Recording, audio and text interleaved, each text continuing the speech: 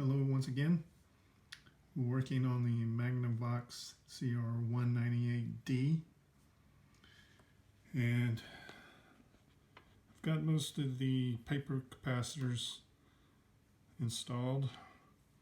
Now I'm working on the electrolytics.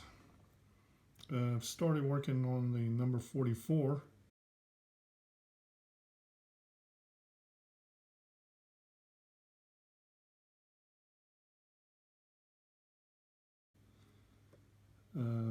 This is a 20 microfarad, and so I need to install a 10, and so they have a wire going from there to an SJ5 tube. I need to hitch it in between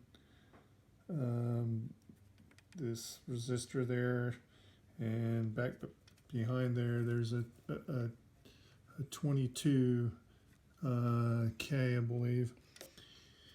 Anyway, I'm thinking that I will just find a ground right there, and obviously unclip that wire, and it goes and finally makes its way down to the 6J5,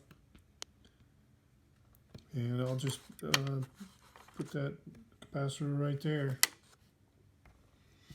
If that's 44, there's another capacitor back here. Electrolytics, let's see, that would be 45. Man, that's gonna be a booger to mess with. That I'll save that for last.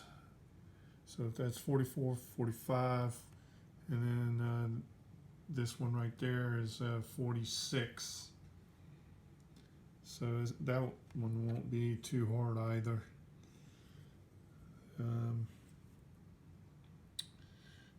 And you could tell there's a table in the schematic that tells you there's an A and a B schematic, and the B has this 22K resistor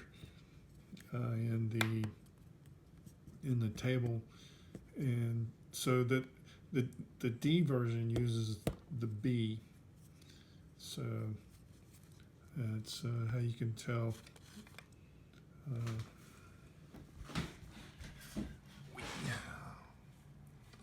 Let's see, where's that table? Yeah, there's a table right there. That number 72 to the left, and then you go over to the CR198 B column. There's a 22K. So, okay, that's my progress.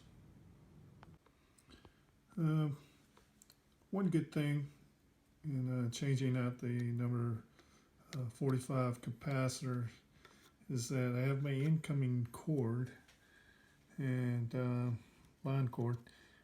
I've never seen this kind of hookup before, but looks like a real snake. But I was able to bend back, and so I'll be able to get the cord out and unsolder these connections here, and then that will be able to bring that out and maybe bring this one out, and then I can get a better idea of what is going on. One booger is this big wire-wound resistor. Looks like I'm gonna have to drill a hole and put a terminal because of that. Otherwise, I could, follow it down. Okay, put the capacitor around here or something.